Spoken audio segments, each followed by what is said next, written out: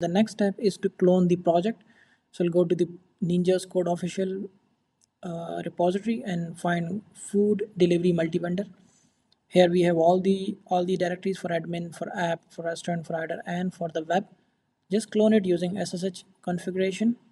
Just type git clone and space your repository, and this will clone a new repository in your local system.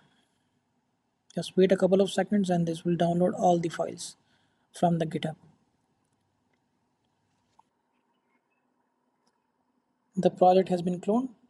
You can change the directory. You can see that all of the subdirectories are already present. Just open up the project in the VS Code and go to the multi-vendor admin directory. Go to the source folder, open up the configuration and then constant.js. This is where we need to update the backend URL. You can use the local URL and as well as the deployed backend URL.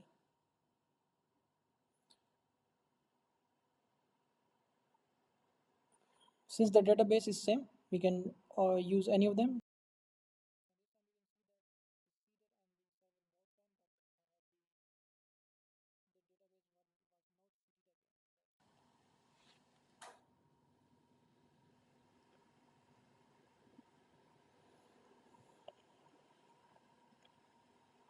So our backend is running fine.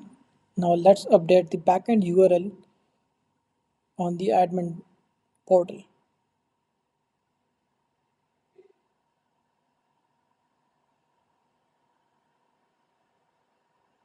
Just comment the production URL and uncomment the local URLs. Just make sure that you update the private IP address of your system.